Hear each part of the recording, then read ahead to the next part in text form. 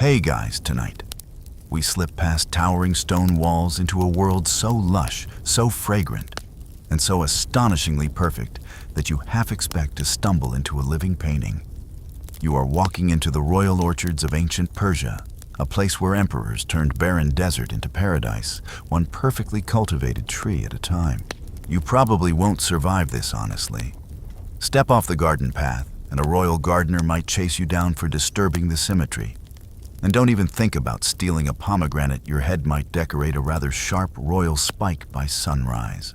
So before you get comfortable, take a moment to like the video and subscribe, but only if you genuinely enjoy what I do here.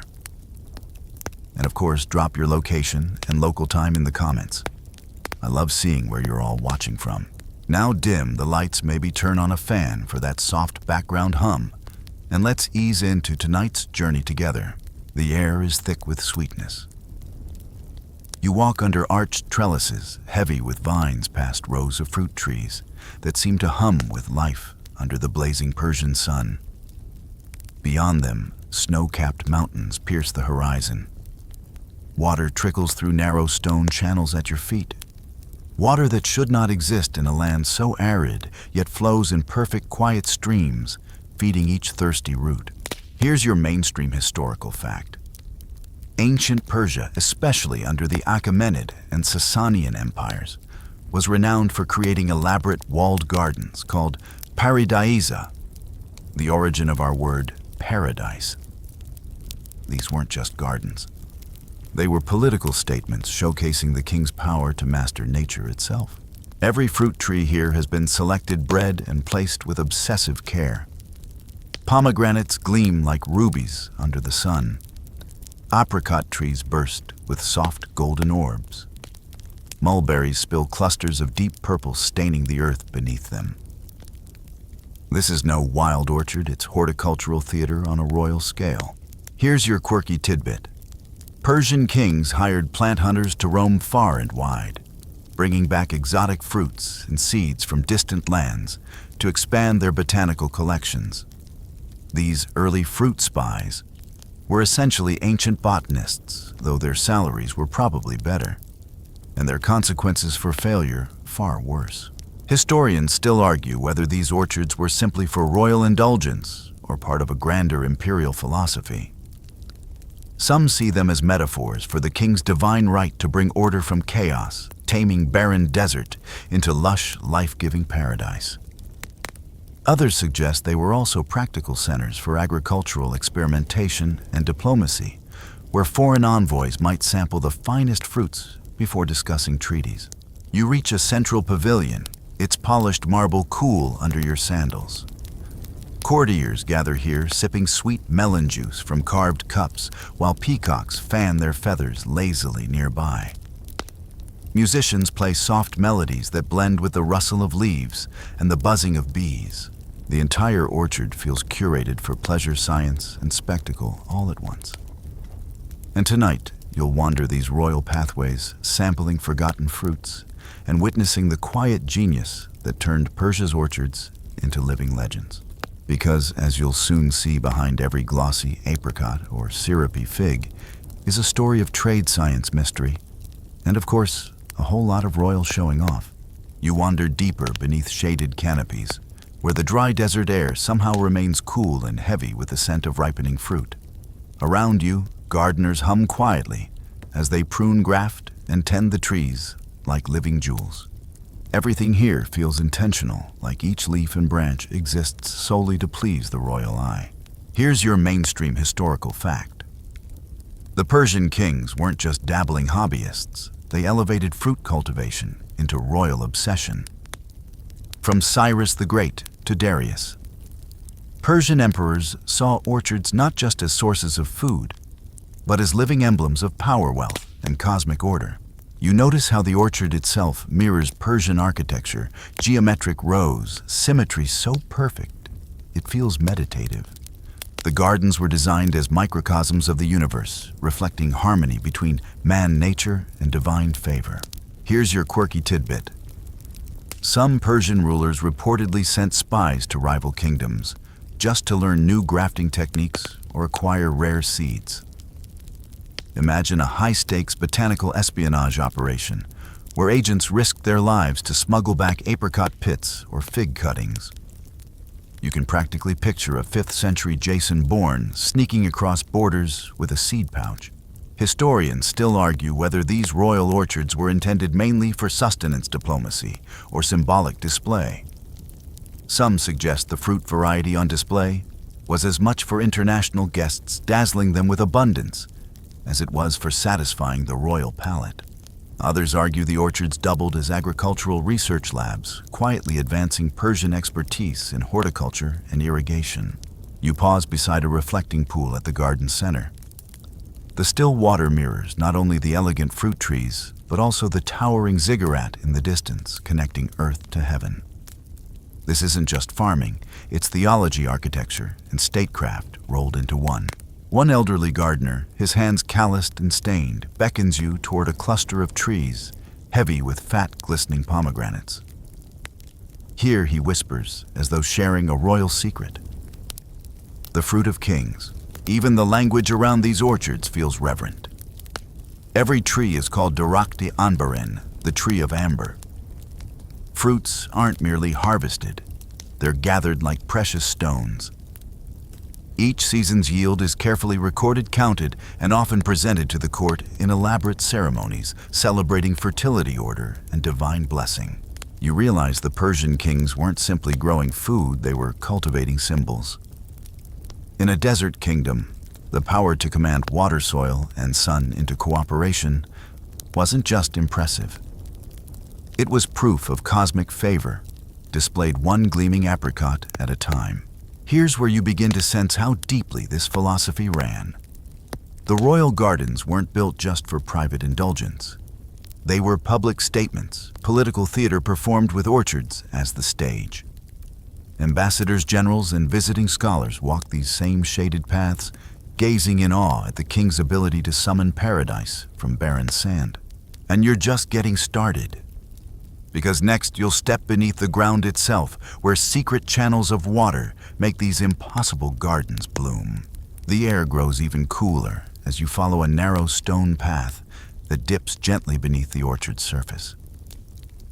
The soft trickle of running water grows louder, guiding you toward the secret beneath Persia's botanical miracles.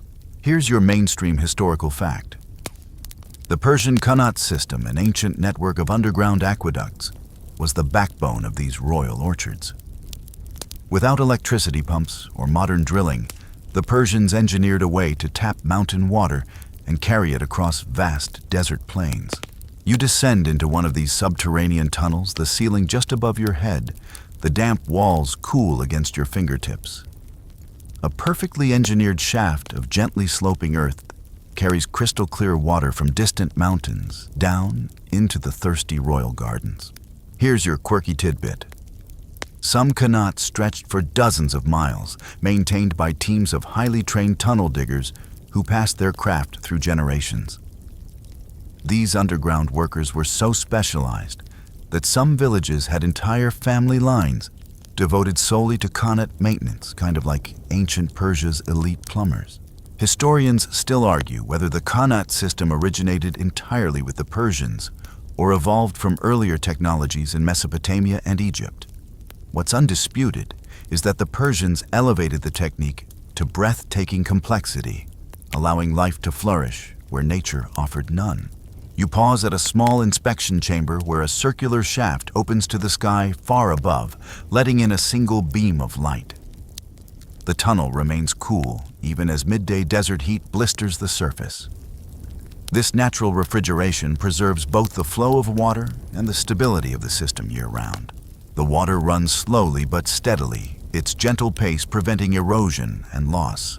Unlike rivers that flood or canals that evaporate, the qanat delivers a quiet, consistent stream, patient and unrelenting, a perfect partner for the patient art of fruit cultivation. You emerge back into the orchard, where thin irrigation channels snake outward from the qanat's mouth like veins delivering just enough water to each tree's roots. The system requires no motors, no daily intervention, only design gravity, and the steady pull of Earth itself.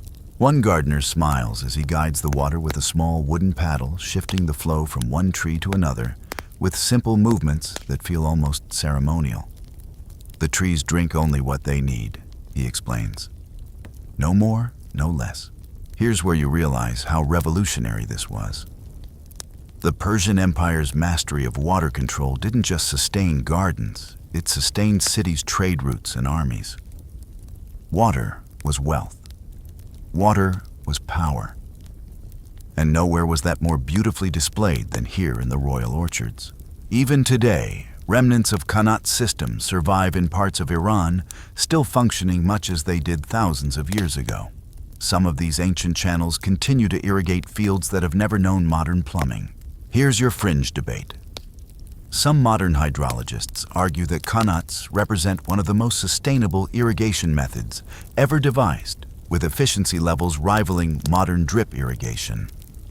Others caution that their construction required extreme labor and posed long-term maintenance challenges few modern societies would tolerate. You stand again beneath the dappled shade of the orchard, watching glistening droplets fall from fresh pomegranate blossoms into the cool irrigation channels. The fruits you see hanging heavily overhead owe their existence to these invisible rivers flowing silently below your feet. And now, as you lift your gaze, you'll move deeper into the orchard, where the first true jewel of the Persian royal table awaits, the legendary pomegranate, bursting with ancient symbolism, royal intrigue, and sweet ruby-red perfection. The pomegranate trees stand like ancient sentinels, their twisting trunks rising proudly, their branches heavy with fruit that gleams like clusters of garnets beneath the desert sun. You reach out and gently cradle one of the swollen orbs in your hand, its smooth, leathery skin cool and taut, the deep crimson surface catching every shard of light. Here's your mainstream historical fact. Pomegranates were one of the most prized fruits in ancient Persia.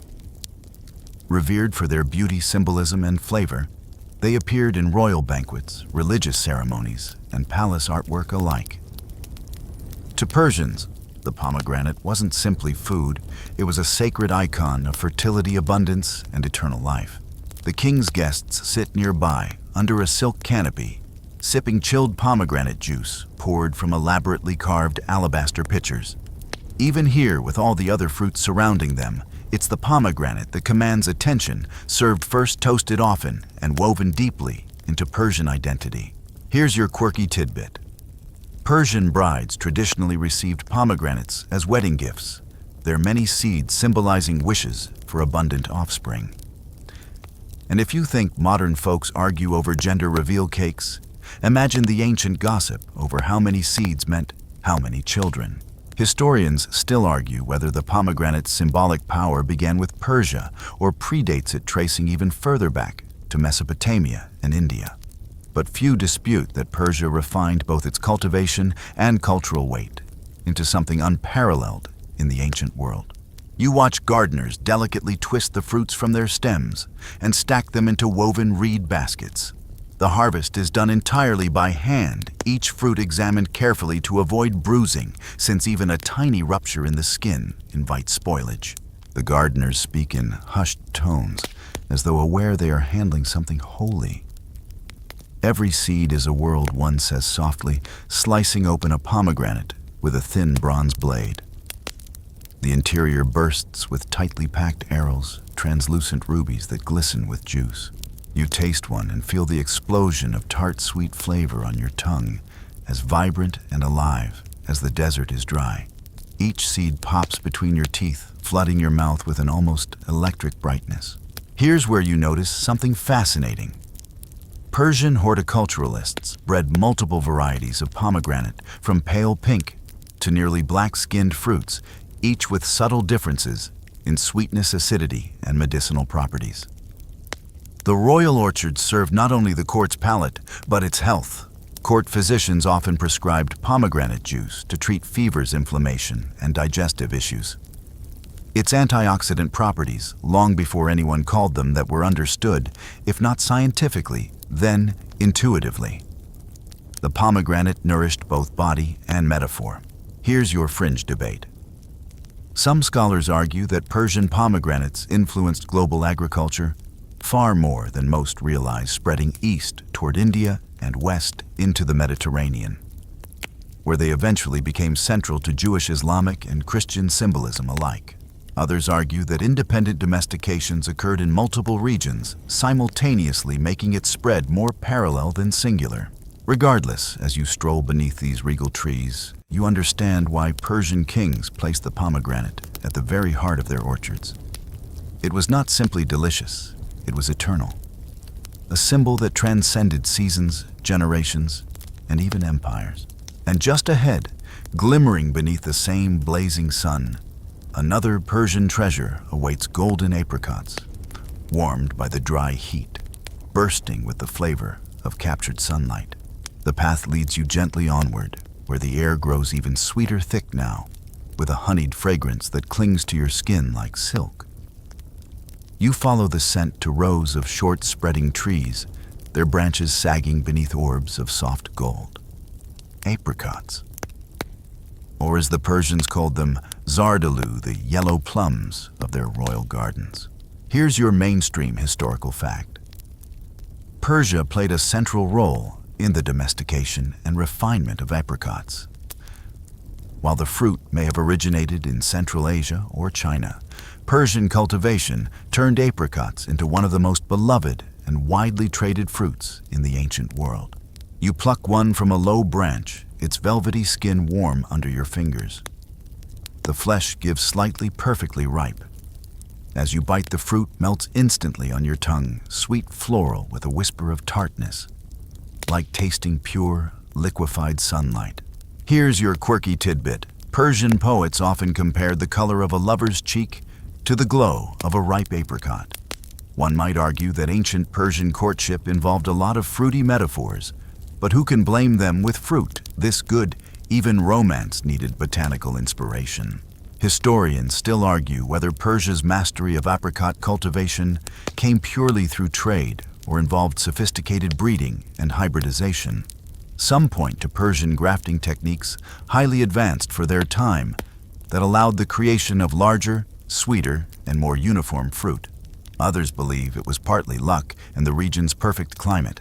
You watch the orchard workers carefully sort the apricots into baskets padded with soft leaves, ensuring no bruises. These fragile gems were often dried immediately to preserve them for winter trade caravans or distant royal outposts. The drying fields lie just beyond the orchard. You walk among rows of sliced apricots, laid neatly on woven mats under the brutal desert sun. Within hours, their moisture will retreat, concentrating their sugars and creating one of Persia's most valuable exports: dried apricots, prized for their portability, nutrition, and long shelf life. Here's where Persia's global reach becomes clear. These dried apricots traveled the Silk Road, journeyed into Roman markets, and even found their way into medieval European kitchens centuries later. Each sticky amber slice carried not just flavor, but a little whisper of Persian sun across continents. You sit beneath an ancient tree as a gardener slices open another apricot, exposing its smooth stone. The pit itself is valuable ground into powder, pressed for oil, or used medicinally. Nothing in these orchards goes to waste. Here's your fringe debate. Modern agricultural historians debate whether the apricot's journey westward occurred primarily via Persian trade routes or through separate introductions by the Greeks and Romans. Regardless of who first carried them across borders, Persia undoubtedly elevated the apricot into a royal delicacy. You lean back, savoring the moment. The apricot embodies so much of Persia's orchard mastery: careful water management, patient breeding, and a climate that transforms simple fruits into treasures. Even now, modern varieties trace their ancestry back to trees like these. And as you rise, you catch sight of darker clusters just beyond rows of trees, heavy with silken purple-black berries that tell another Persian story entirely, one that links gardens not just to kitchens, but to looms and luxury. Because next, you'll enter the world of Persian mulberries, where fruit and silk are forever entwined. The sunlight filters through broad green leaves, now casting dappled shadows over your path. You find yourself beneath towering mulberry trees, their branches sagging with clusters of dark, glossy berries. Some are nearly black, others still ruby red, promising bursts of tart sweetness and sticky fingers. Here's your mainstream historical fact. The Persian Empire cultivated mulberries, not only for their fruit, but for their crucial role in supporting sericulture, the delicate and highly prized production of silk. Without mulberries, there would have been no silk. You pluck one of the berries, feeling its soft weight before popping it into your mouth. The taste is bright and sharp at first, quickly mellowing into rich, jammy sweetness that lingers pleasantly on your tongue. You wipe the dark juice from your fingertips, already staining them like ink. Here's your quirky tidbit. Ancient Persian gardeners often planted both black and white mulberry trees. While black mulberries produced the tastiest fruit for eating, white mulberries were grown almost entirely to feed the insatiable appetite of silkworms. A single silkworm colony could strip an entire tree bare in days. Historians still argue whether Persia first developed silk production independently or borrowed the practice entirely from China. Some suggest that Persian traders and spies acquired silkworm eggs and knowledge through elaborate smuggling operations along the Silk Road. Others believe Persian sericulture arose through a complex blending of foreign knowledge and local innovation. You walk now through a smaller, shadier section of the orchard, where rows of white mulberries dominate. Beneath simple wooden shelters, trays of silkworms munch tirelessly on freshly picked leaves. The faint rustling of their tiny jaws fills the air like a soft rain. One of the monks tending the worms smiles as you approach. They eat like kings themselves. He chuckles, spreading more mulberry leaves before the larvae. And from their hunger, we harvest gold. He lifts a delicate silk cocoon so light it barely rests in his palm. From these tiny spools, Persian silk workers spun some of the finest fabrics ever produced fabric that clothed emperors, queens, and merchants across half the known world. Here's where the brilliance of Persia's orchards fully unfolds. They weren't merely for feeding the body, but for sustaining entire industries. Fruit fed the people. Leaves fed the worms. Silk fed the empire's wealth and prestige. The orchards were both garden and factory. Even the mulberry fruit had layers of use beyond simple eating. Dried berries sweetened winter stores, while fermented mulberry wines and syrups became prized medicinal tonics, thought to aid digestion, strengthen the heart, and cool fevers. Here's your fringe debate. Some modern textile historians argue that Persia's silk industry rivaled China's much earlier than most Western sources acknowledge, while others suggest Persia's mastery lay more in refining and exporting silk than producing the raw material itself. The full truth likely lives somewhere in between.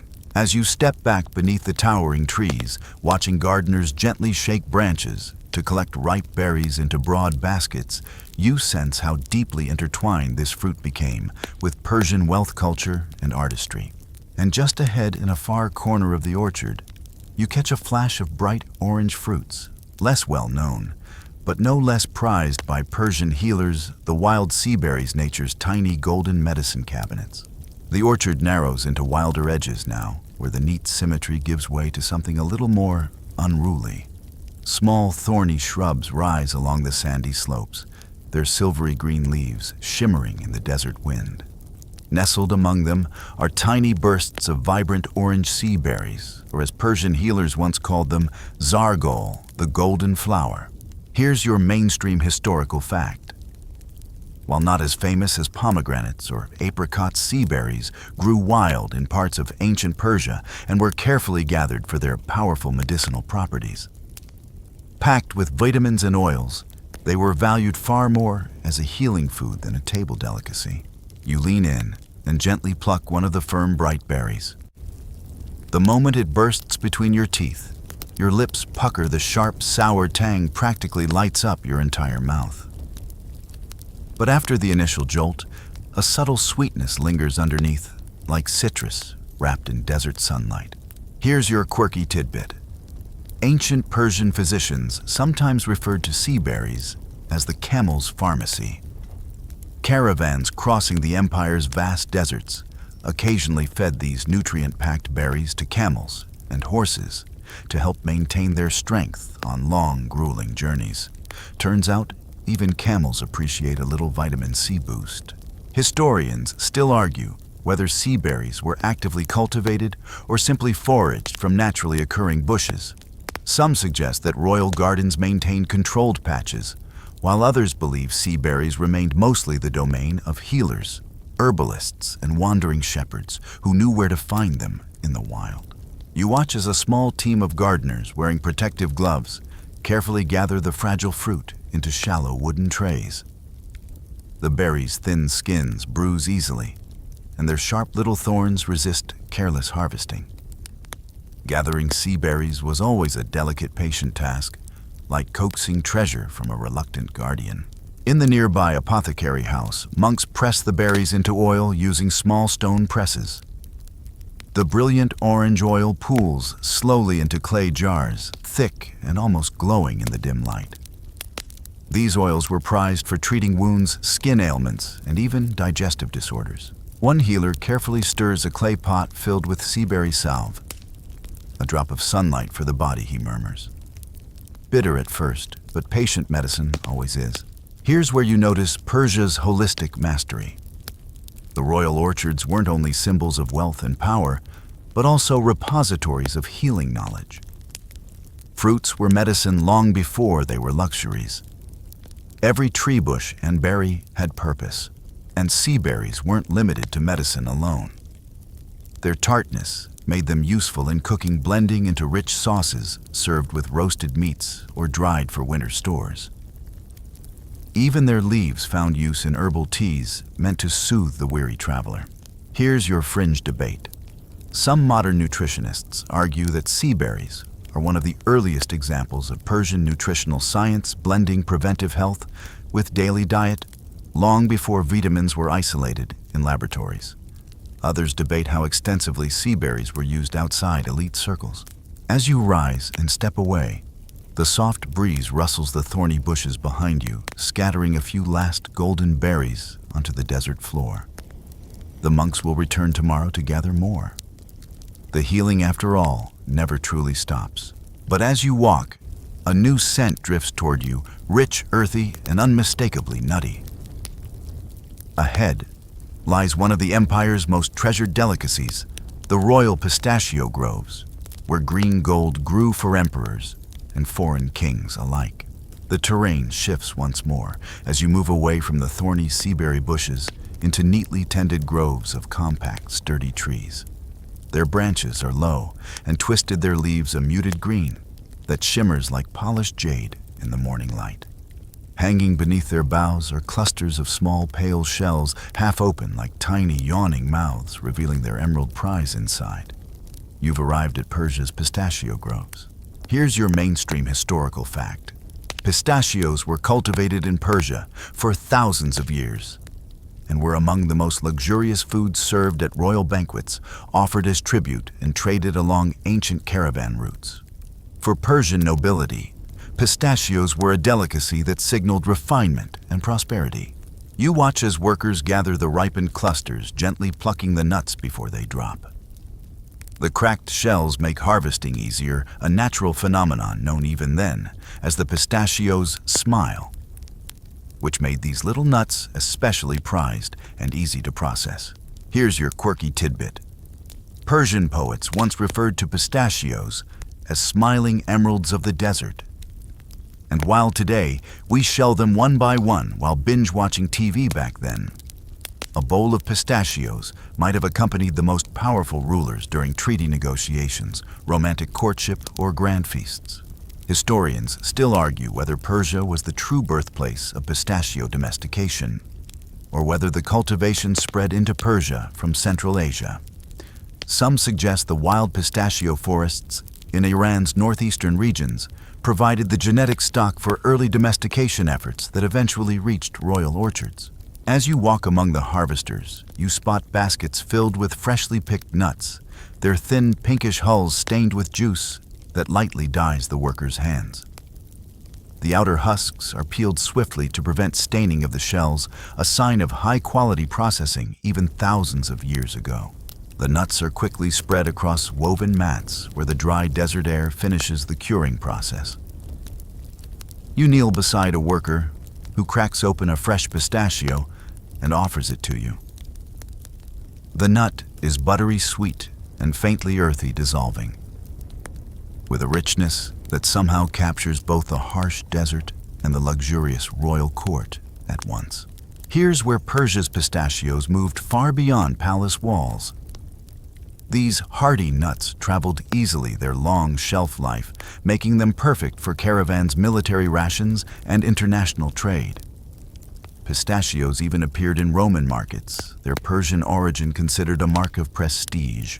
Persian physicians recommended pistachios for digestion, liver health, and even as an aphrodisiac, a fact which, let's be honest, probably made the royal court consume them even faster. And yes, some nobles likely pretended to eat them solely for medicinal purposes, while popping handfuls during royal banquets. Here's your fringe debate. Some agricultural historians believe Persian pistachio groves represented one of the earliest examples of semi-arid crop specialization using limited water resources to cultivate a crop perfectly adapted to harsh conditions. Others argue that pistachios were valued more for trade flexibility than true agricultural innovation. As the workers continue harvesting, you see how the pistachio groves reflect Persian pragmatism, a crop that required little water, but delivered high value both in the palace kitchens and on the Silk Road. But just beyond the pistachio groves lies one of Persia's stranger fruits, one that defies modern tastes and requires patience, bordering on faith, the medlar, a fruit eaten best when nearly rotten. And that is where you're headed next. The air grows heavier with the scent of ripeness, though not the cheerful sunlit sweetness of apricots, or the bright tang of sea berries. This is a denser aroma, earthy and a little musky, like wet leaves left too long under autumn trees. You've reached the medlar grove, one of the strangest, most misunderstood fruits of Persia's royal orchards. Here's your mainstream historical fact. Medlars Spilus germanica were cultivated in ancient Persia long before they found favor in Greek, Roman, and medieval European gardens. But unlike other fruits, medlars had a very particular and rather odd ritual before they were fit to eat. You step closer to the low gnarled trees, their thick leaves almost leathery beneath your fingertips. The fruit hangs like oversized rose hips, small and brownish looking, almost like tiny open mouths, or as some bluntly described, monkey bottoms. Not exactly the royal elegance you might expect. Here's your quirky tidbit. Medlars are one of the few fruits best eaten after they begin to rot, a process called bledding. Fully ripe medlars are rock hard and sour, but left for days or weeks in cool storage, they soften, darken, and transform into something sweet, rich, and faintly spiced. Basically, they're the ancient world's weird little pudding fruit. Historians still argue whether medlars were prized as high-status delicacies or considered more medicinal and practical. Some suggest Persian royals saw them as rare treats served during winter feasts. Others believe they were stocked for their high nutritional content when other fruits were long out of season. You sit beside a stone table where baskets of bledded medlars rest beneath damp cloths. A gardener carefully lifts one soft fruit, pressing it gently between his fingers until it yields like custard. He slices it open, revealing caramel-colored flesh that smells faintly of apples, dates, and warm spices. You taste a spoonful. The texture is smooth, almost creamy, with a flavor that surprises you, honeyed nutty, and gently tart like a distant cousin of apple butter mixed with autumn leaves. No wonder the Persians found poetic charm in something so peculiar. Here's where you see Persian practicality shine again. Medlars weren't just eaten fresh. Their soft pulp was often blended with honey used in rich sauces or spread on flatbreads. Their pectin-rich flesh also made excellent preserves for winter storage, and their seeds crushed into powders for medicinal use, treating everything from digestive complaints to sore throats. The entire fruit, found its place in both royal kitchens and apothecary jars. Here's your fringe debate. Some botanists suggest that Persia's role in spreading medlar cultivation to Europe has been underappreciated, overshadowed by more glamorous fruits like pomegranates or figs. Others argue that medlars were already common in parts of Anatolia and the Caucasus before Persian horticulture fully adopted them. You stand again wiping sticky fingers as another gardener wraps fresh medlars in cloth for the court's winter pantry. These strange little fruits serve as reminders that Persian royal orchards weren't just about immediate indulgence. They were about patience, preservation, and the ability to savor nature's oddest gifts. And as you turn, you spot another grove shimmering beneath the high-sun fig trees, with pale green fruits hiding their honeyed sweetness behind fragile skins. But these aren't the common figs you might expect. These are the rare white figs of Persia, once reserved for royalty alone. The fig grove spreads before you, like an open secret, its trees smaller and wider than the towering pistachios you left behind.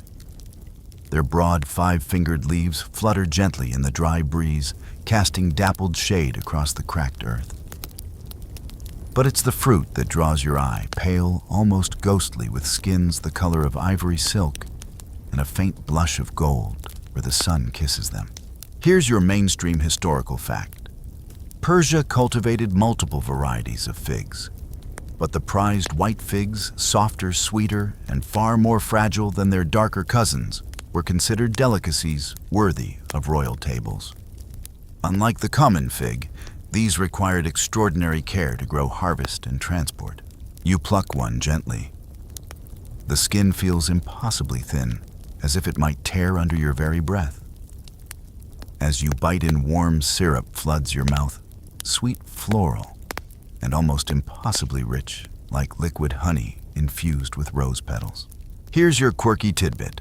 Some Persian royal feasts featured fresh white figs, served floating in bowls of chilled rose water or pomegranate syrup, combining their most luxurious fruits into edible art.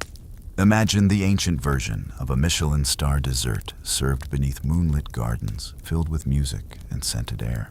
Historians still argue whether these white fig cultivars were Persian innovations or borrowed from Mediterranean trading partners. Some point to Persia's skilled grafting techniques as evidence that their horticulturists refined fig varieties beyond anything found elsewhere at the time. Others suggest cross-cultural exchanges along trade routes may have quietly blended horticultural expertise across borders. You watch gardeners harvest these fragile fruits at dawn, when the cool air keeps the skins firm. Each fig is gently wrapped in soft cloth or laid in padded reed baskets lined with fresh leaves. Unlike pistachios or apricots, white figs don't travel well. Their luxury lies not only in taste, but in immediacy. You eat them here or not at all. A courtier nearby samples a bowl, nodding with closed eyes as though receiving a divine message. The sweetest fruits are always the most delicate, he whispers, perhaps speaking about more than just figs. Here's where Persia's orchard mastery reveals itself again. Not every fruit was chosen for trade or preservation. Some were cultivated purely to showcase the kingdom's ability to nurture fragile beauty in the harsh desert, reminding visitors that the king could command even the most delicate gifts from nature. Physicians also found their use for figs. High in fiber, rich in minerals, and naturally sweet, they were prescribed for digestive troubles, fatigue, and even melancholy. Eating figs wasn't just pleasure, it was medicine diplomacy and a little gentle royal boasting wrapped into one perfect bite. Here's your fringe debate. Some modern agricultural historians argue that Persia's careful cultivation of these sensitive fig varieties reflects one of the earliest examples of controlled microclimates, creating shaded orchard layouts, irrigation schedules, and soil treatment specifically to coax such fragile fruits into thriving where they normally wouldn't. You take another bite, the fig practically dissolving before you can even chew. It's not just delicious, it's ephemeral, the kind of thing that reminds you how fleeting perfection can be. A fruit for kings, yes, but also for poets. And just as you savor the lingering sweetness, another fragrance reaches you, cool, watery, and faintly perfumed. Ahead beneath silk canopies, the royal summer feast awaits, where you'll witness Persia's grandest fruit spectacle, moonlit melons sliced into towering pyramids of green gold and coral. The sun has begun to dip behind the distant Zagros mountains, but the air remains heavy with warmth. You follow flickering lanterns and the soft sound of distant flutes to a grand pavilion set beneath embroidered silk canopies. Beneath them, servants arrange gleaming silver trays piled high with Persia's most dramatic summertime prize melons. Here's your mainstream historical fact. Melons were one of ancient Persia's most celebrated fruits. The royal orchards produced a dazzling variety of them, from deep green-striped casabas to pale yellow honey melons prized for their sweetness-cooling properties and impressive size. You approach the tables and catch the unmistakable scent of ripe melon, sweet floral, and almost intoxicating in its delicate perfume. Towering pyramids of sliced flesh glisten under torchlight, their colors ranging from soft coral pink to bright orange to nearly translucent ivory. Here's your quirky tidbit. Some Persian melons grew to truly absurd sizes.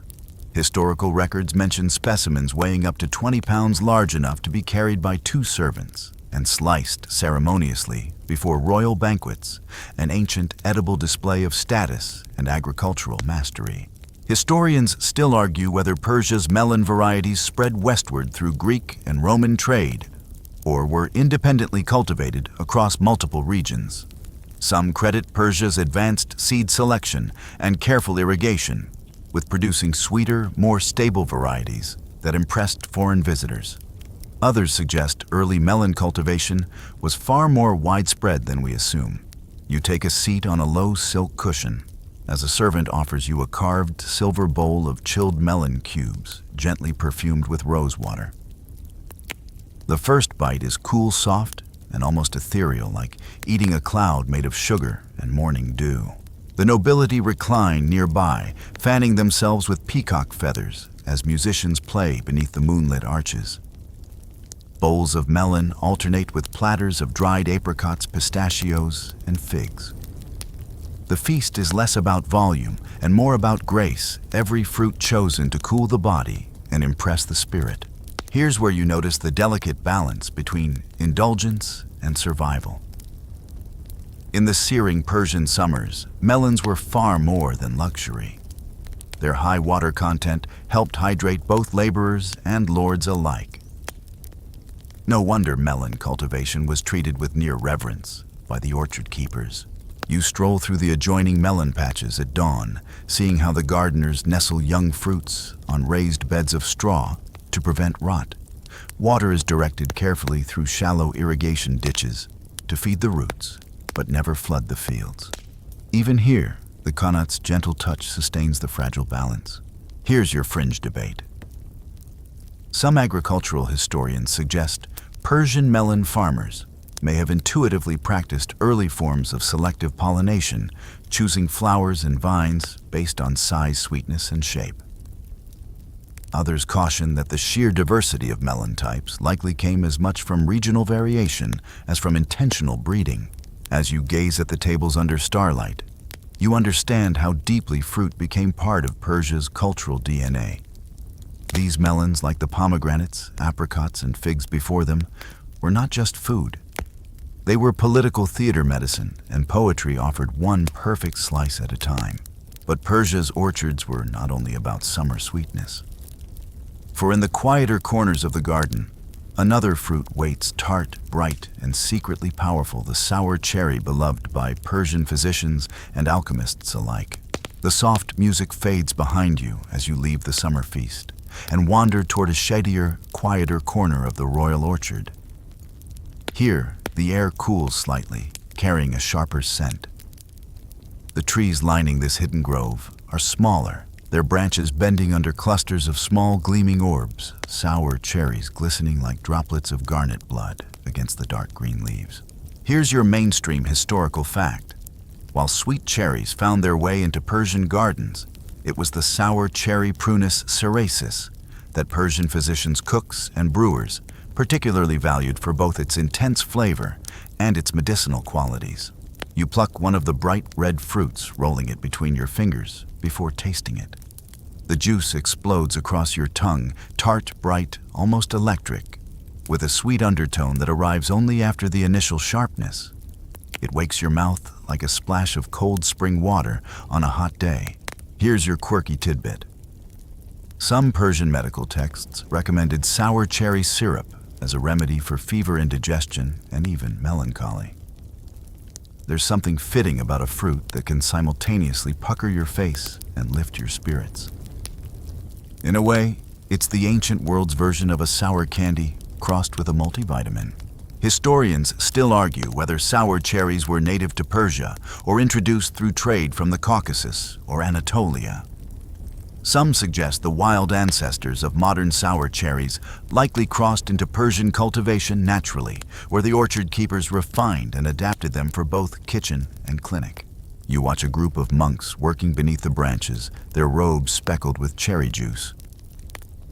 They harvest, carefully collecting the fruit into ceramic basins before carrying them to a shaded stone outbuilding, part kitchen, part apothecary. Inside, a monk stirs a large copper kettle, its contents bubbling gently as sour cherry juice thickens into syrup. For the winter fevers, he explains softly, as though reciting a liturgy. A spoonful cools, the blood settles the stomach and sweetens the bitterness of long nights. The cooled syrup is poured into clay amphorae, sealed with wax, and stored in the monastery's dark, cool cellars. Here, it will sit alongside jars of pomegranate molasses, dried apricots, and preserved medlar paste and edible pharmacy for the seasons ahead. Here's where Persian pragmatism shines again. The orchards were never only for show.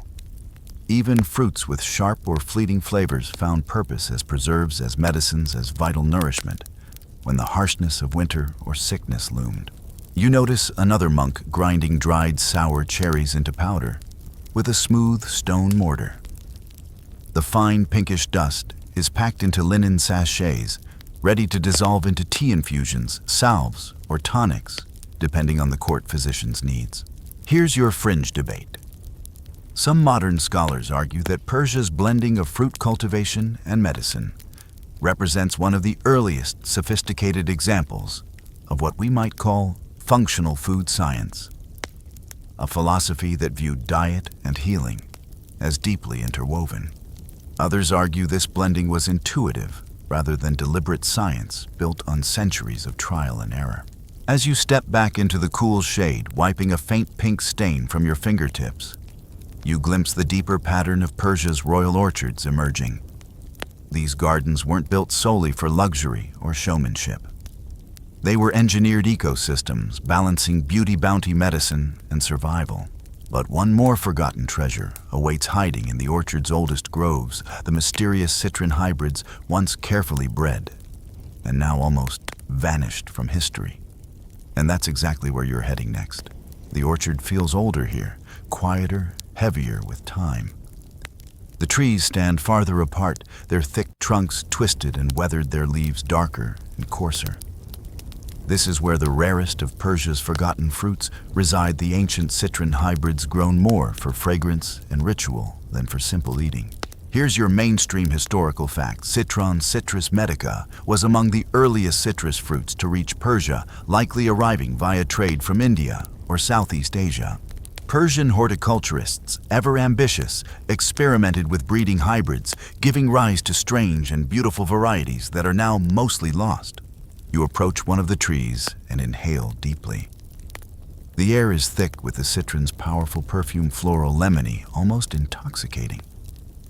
The fruits themselves hang like swollen, knobby hands, their thick rinds twisted into strange shapes that look less like something you'd eat and more like something carved by nature's eccentric sculptor. Here's your quirky tidbit.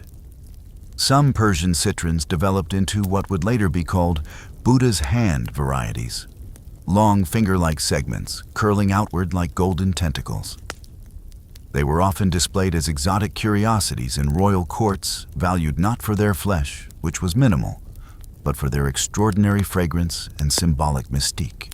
Historians still argue whether Persian gardeners actively hybridized these exotic citrons, or whether nature did most of the work through cross-pollination in the royal garden's diverse ecosystem. Some believe Persian experimentation helped lay early groundwork for the spread of other citrus species like lemons and sour oranges into the Mediterranean world. You observe gardeners slicing open one of the fruits. Its thick rind peels back with little effort, revealing only a thin layer of dry, pale flesh. The real treasure lies in its pith, an oil used not for food, but for perfume medicine and ritual offerings. Court perfumers carefully scrape the zest into fine powders, blending it into fragrant oils stored in small glass vials. The scent would later be dabbed behind ears, anointed onto royal visitors, or mixed into the palace's air with burning incense. In the physician's chamber, citron extracts are combined with honey and herbs to create digestive tonics, fever reducers, and breath fresheners. The thick rinds are sometimes candied into sweet, chewy morsels, one of the few ways to turn the citron into an edible delicacy. Here's where Persia's deep understanding of plants shines again. Even fruits unsuited for eating became invaluable through creative uses. The royal orchards weren't simply pantries. They were laboratories of scent-taste medicine and symbolism. You hear whispers that citrons also held spiritual importance. Some religious sects viewed them as symbols of purity, longevity, or divine favor, their bright skins glowing like miniature suns offered to the heavens. Here's your fringe debate. Some modern scholars suggest Persia's fascination with citron hybrids influenced early Jewish Zoroastrian and even Islamic ritual practices involving fruit symbolism. Others believe such associations developed independently across cultures with only limited crossover. As the sun dips low, the citron grove fills with golden light, casting elongated shadows that make the trees themselves appear as ancient priests holding their curious fruits toward the sky. You understand now why so much of Persian horticulture defies simple categorization. Every fruit carried multiple layers of meaning, nourishment, medicine, art, diplomacy, and devotion. And now, as you turn toward the orchard's edge, you'll step beyond the trees into a space where scholars continue to debate, tracing how Persia's royal orchards may have reshaped global fruit cultivation itself. You step out from under the trees and the orchard finally opening into open terraces, where scribes, traders, and travelers once gathered to witness the empire's botanical wonders. The whispers of water from distant qanats still hum softly, but now you hear a different kind of murmuring, the debates that continue long after Persia's orchards have faded. Here's your mainstream historical fact. Persia's horticultural innovations influenced ancient trade routes, profoundly helping spread many fruit species westward toward the Mediterranean and Europe, and eastward into India and China. The empire's position along the Silk Road made it both a recipient and a generous contributor to global fruit diversity. You picture caravans snaking across the desert, camels loaded not only with silk and spices, but with bundles of cutting seeds and grafted saplings carefully wrapped in damp cloth to survive the long journey. These were the quiet botanical emissaries of Persian diplomacy.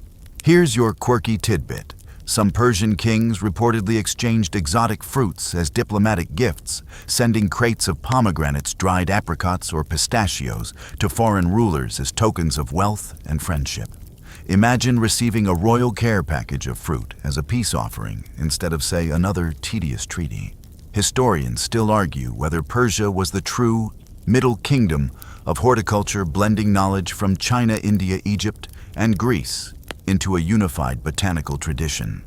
Some scholars believe Persian grafting, irrigation, and hybridization practices were far more sophisticated than their contemporaries. Others suggest Persia's brilliance lay not in invention, but in refinement, adapting foreign plants to thrive under its brutal sun and careful hands. You walk past a group of scribes carefully copying horticultural texts onto parchment, detailed accounts of orchard layouts, irrigation methods, and fruit preservation techniques. Some of these manuscripts would eventually find their way to Islamic scholars, in Baghdad Greek philosophers, and medieval European herbalists. Here's where Persia's silent influence truly spreads. Techniques for drying fruits, controlling pests, managing soil salinity, and manipulating flowering cycles ripple outward across empires.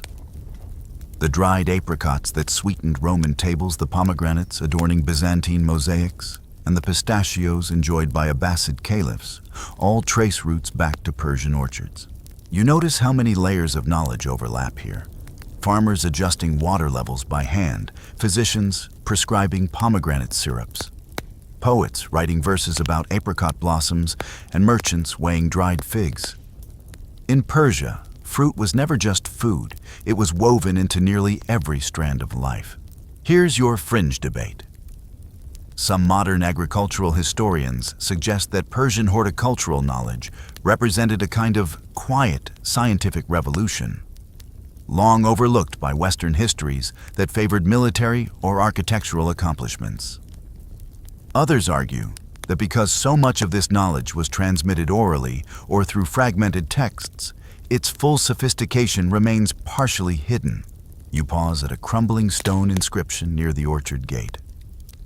Its carving is simple depictions of pomegranates, pistachios, and melon slices framed by vines. Not words, but symbols. A reminder that long before textbooks or treaties, fruits themselves carried Persia's knowledge across generations and continents.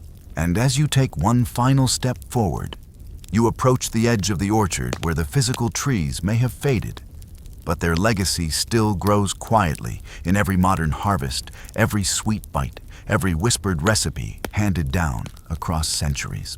Because next, you'll drift gently into the last shadows of Persia's royal orchards, where their silent influence continues to echo, not in palaces or scrolls, but in every fruit market on earth.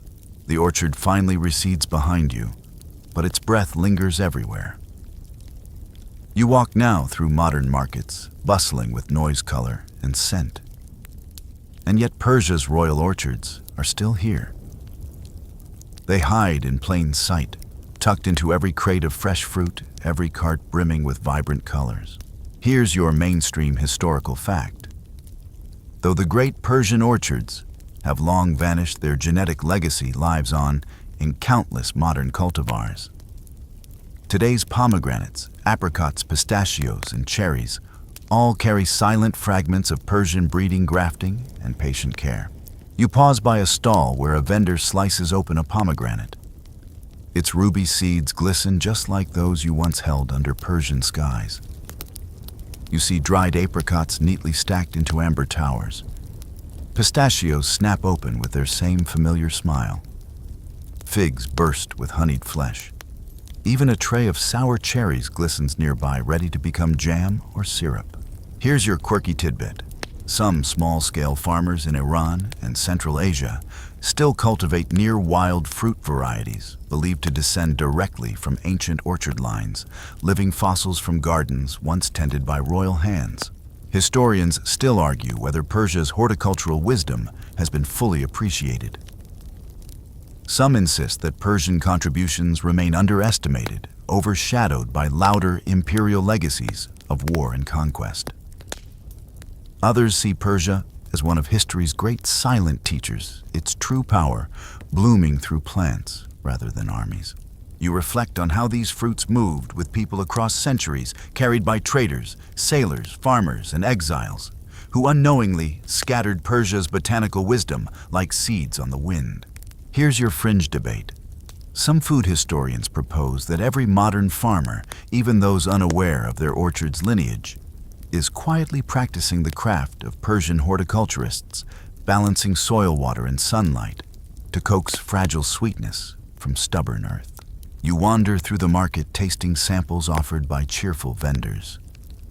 Each bite carries echoes of qanats, humming beneath desert sand of silent gardeners, measuring water with patient hands of royal banquets, shimmering under moonlight of monks stirring syrups in cool stone rooms. The orchard never really disappeared. It simply spread, changing shape, blending with other lands, evolving into new hybrids. and yet always whispering its ancient Persian origins to those willing to listen. And now, as the sun lowers and the evening breeze cools your skin, you feel that final quiet truth settle over you. Persia's royal orchards weren't just places.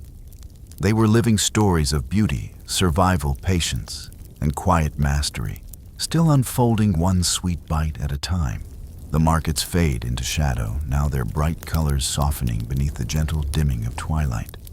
The bustling voices grow quieter, replaced by the soft rustle of fabric, the clinking of baskets, and the low hum of night settling over the earth.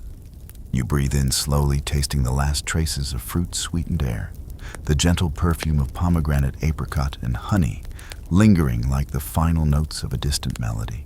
The royal orchards, though, long vanished from the maps, remain very much alive in your memory. And in every orchard, farm, and quiet garden that continues their work, silently passing down forgotten lessons from the old Persian masters. You feel the patience of the gardeners, the wisdom of the physicians, and the quiet pride of the monarchs still carried in each ripened fruit, each carefully tended grove. Their touch endures not through monuments or conquests, but through the soft, simple act of a hand reaching for fruit beneath a canopy of green. The cool breeze wraps around you now like a silk shawl, steady and calming. The ancient orchard whispers its last good night, a breath carried by the same wind that once rustled the leaves of citron trees and melon vines under moonlit pavilions. Your heartbeat slows. The air grows still. The story settles gently into sleep, leaving you in peace beneath an invisible orchard that still blooms in the quiet corners of time. Sleep comes easily now. Sweet dreams.